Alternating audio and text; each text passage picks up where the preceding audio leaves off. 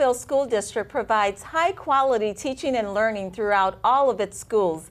Yet, just as our students do, each school maintains its own unique personality and engaging learning environment. And at Scotch Elementary, the culture of the classroom grows through cultures of thinking strategies.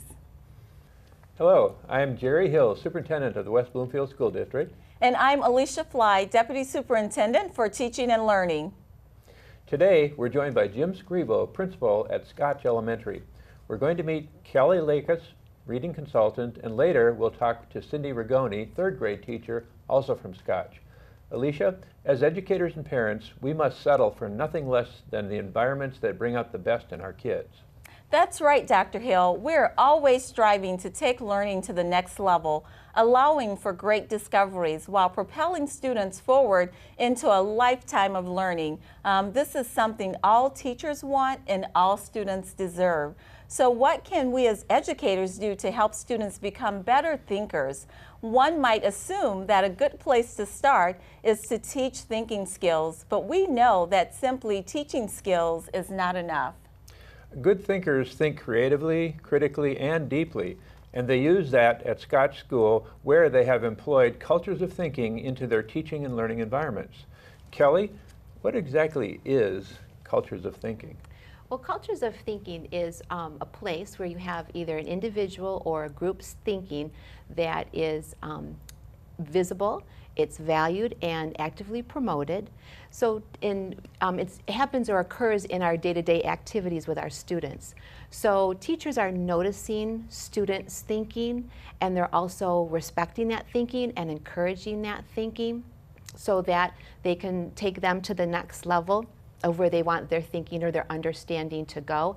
And this then fosters or promotes that culture of thinking where our end result is we want the students to be learning. So we're sending a message of what learning is and how it happens. And I'm so excited to hear about some of those strategies today.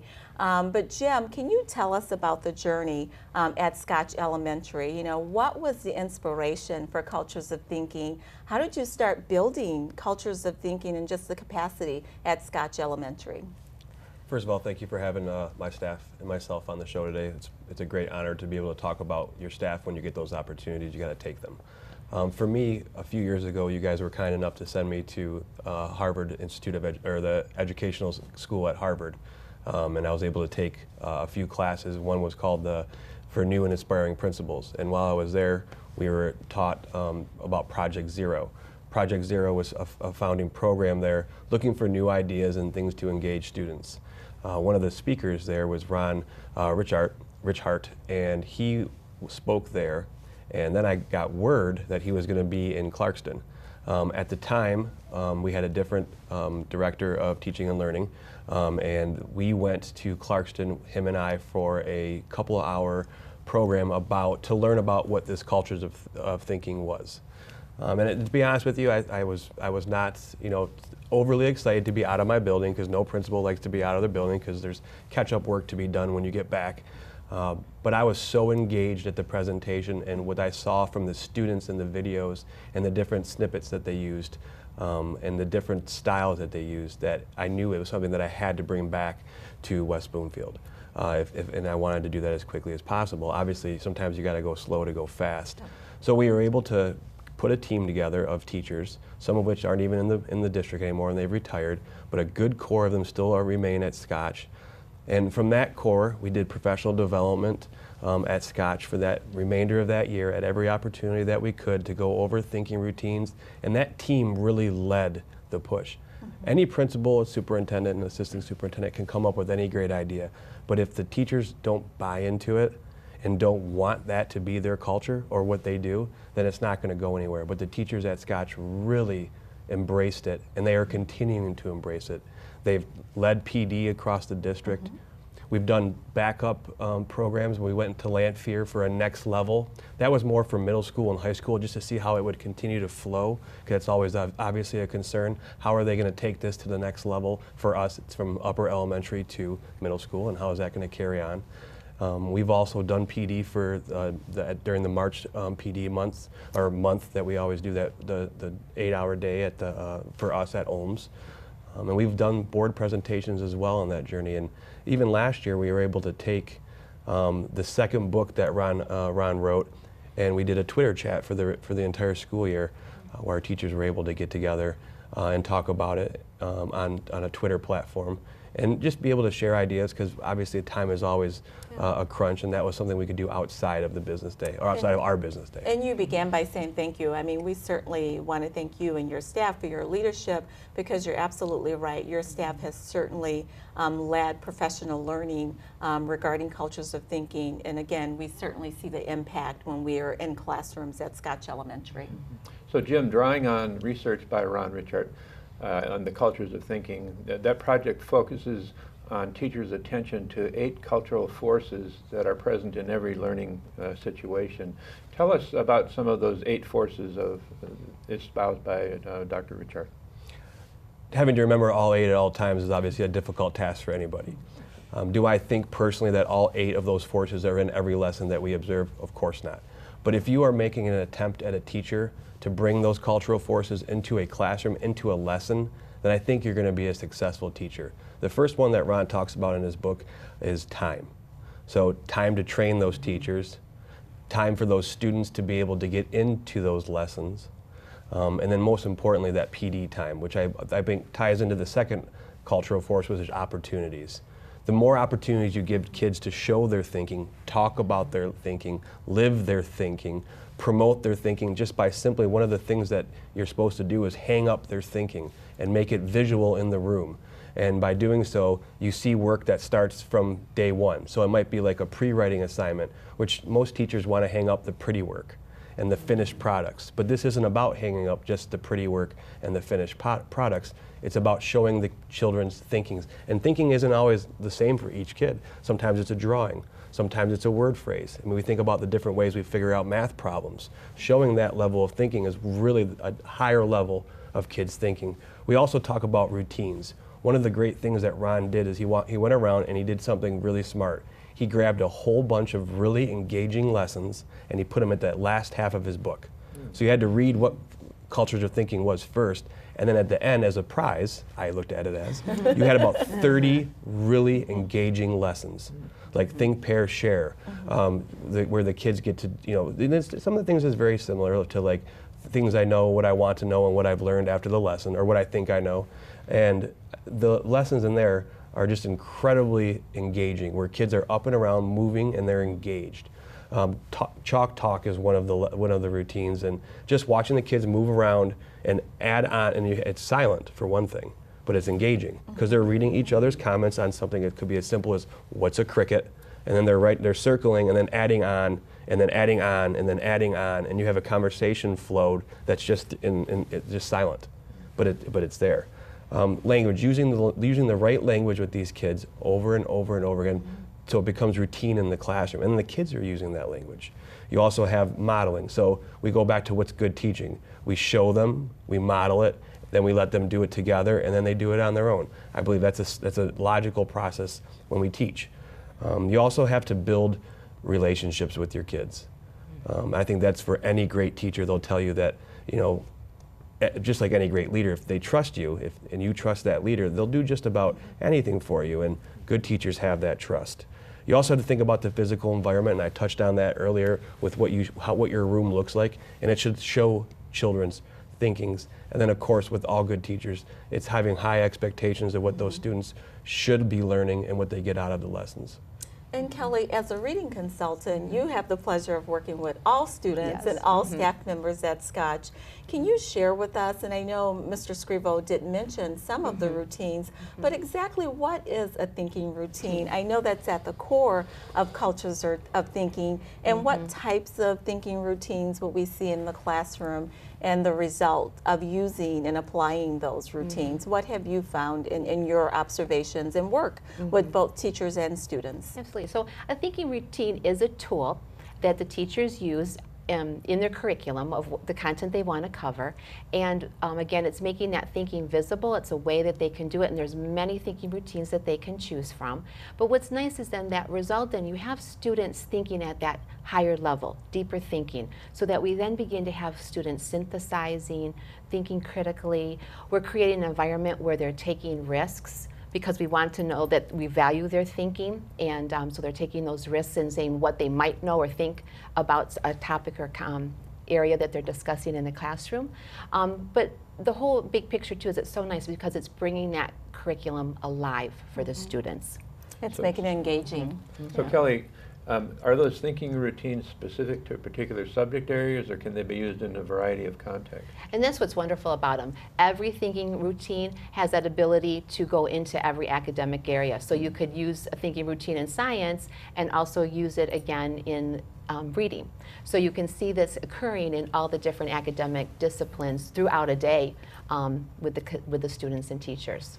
And what you're sharing, as we work with business partners throughout our community, they indicate that they're even using some of these strategies and thinking routines within their businesses. So I love that our students and staff are modeling and engaging in these types of routines. And certainly these routines really encourage students, as you said, Kelly, to dig deeper and focus on those higher level thinking skills, to think more broadly, and just to develop habits that will sustain them outside of the classroom. As I mentioned, I hear business leaders talk about some of those strategies. Absolutely, and it does. And what's nice too is what we're doing in the class with the students in the classroom. We're modeling for them what learning is, so that again we give them that platform, that model, so that they then can begin to internalize it, so that they see it again and experiencing it again within a day, within a year, but across the grade levels as well. As they move forward, they begin to internalize what it is to think and what learning they want to move forward with. And what's great to see too, as you said, it happens out in workforces, because even at Scotch, we're not only creating that culture of thinking for our students, but we're creating that culture of thinking for our teachers. So we're doing the same types of thinking routines and all of that during our PDs too, to help us move forward with our learning of whatever it is we're focusing on at that time. We visited with Cheryl Kaplan's classroom at Scotch, where they were studying elections after reading the book Grace for President. Grace for President is a book about a little girl who wants to run for student council president, and they talk about there not being a woman president, and she really wants to be the first woman president in her student council. And so we did a circle of viewpoints, so the kids jumped into the shoes of the characters and kind of pretended that they were the characters, Thomas, Grace, and Sam. And we talk about empathy and what they're thinking, and the kids said what they thought as the character. So they took on the character trait of the character and wrote down their thoughts about the election and who should they vote for. When we were in that classroom, we saw students giving their points of view in the circle of viewpoints on who should be president, and also in the tug of war where they were asked if kids younger than 18 should be president. When they have the freedom to express their view in a risk-free environment, this can also expand their thinking routines and generate some very rich discussion. Is that what you're finding? Absolutely, because as I said, the students aren't afraid to share their ideas because they know that it'll be respected, and they do the same thing for each other, and it's what they think. And as they move forward through that thinking routine and through the lesson with the teachers, they then again deepen their thinking, and they may change their thinking or expand their thinking, but all of that does help promote that learning for the child. Absolutely. We're going to come back when we'll be joined by Cynthia Rigoni, third grade teacher at Scotch.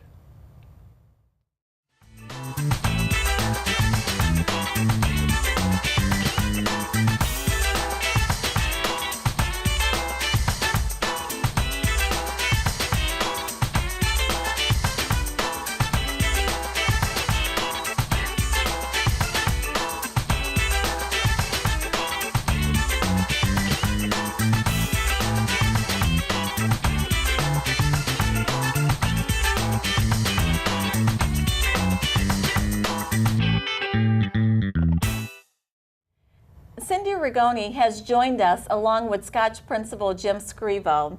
Cindy, we've just seen a group of classes where two classes were joined together and worked collaboratively with a science lesson. Was this an example of how thinking might be made visible in a classroom or in a cultures of thinking environment? It is. The students involved in the lesson were learning about rocks and minerals, and both teachers felt like it was time to kind of check in on their learning. And so they did a thinking routine called Think, Puzzle, Explore, in which students needed to share their thinking. They had to share any puzzles that they had or questions that were confusing them about rocks and minerals, and then be in charge of their own learning and figure out how they were going to explore those questions or puzzles that they have or had. And it is a great thinking routine that we use at Scotch. It's important because it guides our instruction. We see the puzzles that they have, and so we use those puzzles to help us formulate future lessons. Also, it puts students in charge of their own learning. When you ask them how they plan to explore their questions or their puzzles that they have, they feel empowered to go out and find the answers. It serves as a guide throughout the unit. We come back and revisit that thinking routine and check in with the learning to see if anything has changed or if anything is a misconception that needs to be removed off the chart. So it's a great way to check in with them and guide our instruction and put them in charge of their own learning. And that's just so impressive because, again, as we visit Scotch, the staff and the students just, it looks so seamless in terms of the routines, and just the level of engagement is just outstanding. Cindy, can you give us some other examples of how you use thinking routines in your classroom? Sure. My job share partner, I work part-time, so my job share partner and I have been using thinking routines for about 5 years. We've been a part of the Making Thinking Visible project for that long. And we've used just about every thinking routine in our room. And thankfully through the years, we've learned how best to use them. So we've found some thinking routines work best at the beginning of a unit, some we need to use in the middle, and some we even use at the end as a way of assessing our learning. One particular thinking routine that we really hold very important in our class is something called What Makes You Say That, and it's as simple as it sounds. When students share their answer, we say, what makes you say that, or what makes you think that, and that also is what we expect them to do in their writing. And it really helps us to get inside their mind and see what they are thinking, and helps us to facilitate their learning and nudge them along. Additionally, we use a lot of the core routines at the beginning of the year since they're just learning them, and one is called Tug of War. And I think one of the teachers that were observed use that routine, but it's meant to engage students in respectfully debating with one another. Prior to the debate, they have to think about both sides of an issue and be prepared to talk about that. And then once they're in the debate, it's really powerful because they learn to respectfully agree and disagree. They are able and provided opportunity to change their thinking, but most importantly, they have to have evidence for their reasons. So it's a highlight in the class. The children love to debate, and it provides an opportunity for everyone to share their thinking. But probably one of my favorite thinking routines is Step Inside. And with that routine, that can be used with any subject really. We use it a lot with reading, with social studies.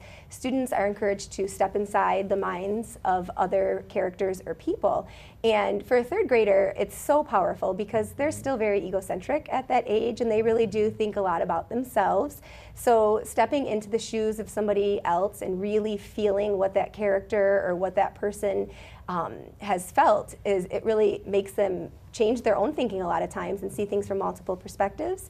But most powerful is that that type of thinking then translates and transfers into their behaviors with their peers. So they start to really empathize with their classmates, and you can really start to see a culture of respect being built. Oh.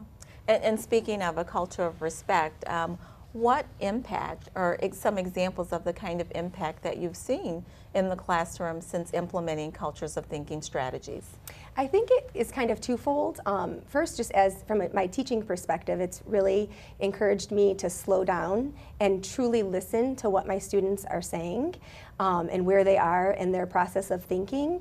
Also, the importance of finding really rich opportunities for learning and for that conversation to take place. I've also put myself out there as a teacher and a risk taker, so it feels uncomfortable. It's a different type of learning that I experienced when I was in school, and so by me modeling that behavior, my students are also are feeling that it's important and valuing it, and then they in turn feel comfortable to take risks with their own classmates and really respect one another and the thinking that they share between each other. So certainly, Cindy, it sounds like you've raised the bar, or Cultures of Thinking helps to raise the bar for both teachers and students. And the examples that you've shared, they definitely sound to reinforce the importance of establishing and maintaining high expectations in a Cultures of Thinking environment. But do you find that these strategies often propel conversations about thinking and just information in new and interesting ways? Most definitely. All the thinking routines provide time for students to collect their thoughts and record their thinking prior to joining any type of collaborative group type setting. And students also know that they are expected to have their thinking ready. So all students are kind of held accountable by each other. So I'm there more serving as a facilitator, and they are propelling their own learning by how they hold each other accountable. Jim, as principal, what do you see it takes to sustain and grow visible thinking at a school? And what kind of systems or structures need to be put in place to have cultures of thinking flourish? I think you'll hear every principal always say the same two things: money and time. Do we have money to be able to pay for subs so the professional development can occur? And then do we have the time for that professional development to take place? One thing that our district is very lucky with is having late starts. Those late starts allow you to maintain some of those thinking routines that Cindy has mentioned and Kelly previously mentioned as well. And we are able to teach the teachers as we do those things, and then they take those from our professional development back to the classroom. But to really grow cultures of thinking, money and time don't matter. The one thing that you need is a strong team of teachers who believe in it and who want to push that forward. But if the teachers don't buy into it and they don't believe in it, then it's not going to go anywhere. Because when they get up there in front of those kids and they're not 100% committed to it, those kids know that, they see through it, and they're not going to be engaged. They're just going to do the par for the course, if you will. But when they see that you are truly buying into it and they're engaged and they're into that lesson, you get nothing but 100% from them. And when you build those relationships like we talked about in the 8 cultural forces, and when I build those relationships with my teachers, I believe that's what takes it to the next level. And then we do go back to time, though. Being able to have that time to professionally develop something like this with the next level, 5th grade teachers meeting with 6th grade teachers, so they have that time to be able to start to carry over those thinking routines into the middle school. I think that would be a very beneficial way. Jim, the thinking ideals have been integrated into regular classroom instruction as a concurrent thread that students experience. Have you noticed a difference throughout your entire school in the depth of thinking and the conversations that students are having about their learning? I'd have to say that I have. And I think that's what I'm starting to see more and more in the classrooms. Not just the stuff hanging up on the walls where we do a thinking routine. That's a very easy way. When you guys come around for your walkthroughs, we do our best to make the school look nice. But it's an everyday thing that you want to see, not just when it needs to be there. And certainly, there have been and continue to be just consistent examples of the thinking routines and cultures of thinking that we do see on a regular basis in terms of your staff leadership and what your students exhibit. And certainly in working to create a culture of thinking, it's useful to take stock of how things stand currently, as well as to assess progress and change along the way. And based on your reflections, tell us what evidence there is to support your observation just about some of the changes and some of the impact that we have seen, that you've seen. What I've seen is the engagement in students. For me, the teachers are engaged with the lessons. Anytime we come up with a new thinking routine and we do it during a professional development, it can't be less than 3 days that I don't see that thinking routine. And obviously this was more towards the beginning of when we introduced cultures of thinking, because I'm seeing those thinking routines on a pretty continuous and daily basis. So, but when you saw those routines being used immediately upon being introduced to the staff, and I knew that we knew we had something, and that was part of the brilliance of the book that Ron wrote, because he was able to give you all these engaging lessons that we knew kids were going to love. And then we were able to really dive into what their thinking really was, and they were able to explain it in a much larger concept too. They were able to explain larger concepts as well. So within a culture of thinking, students experience school as a place where thinking is valued and rich opportunities for thinking abound in their day-by-day classroom experiences. Certainly these models of thinking are present in the form of seeing teachers and peers as fellow thinkers. These environments are not only provide for the practice of students' thinking skills, but also foster an inclination toward thinking and develop a greater awareness of thinking occasions. And visible thinking is a broad framework for enriching classroom learning and fostering students' intellectual development at the same time. That's right, Dr. Hill. This is just another example of the West Bloomfield School District and providing opportunities for students to become better learners by becoming better thinkers. Cultures of thinking is a part of our district's instructional priorities.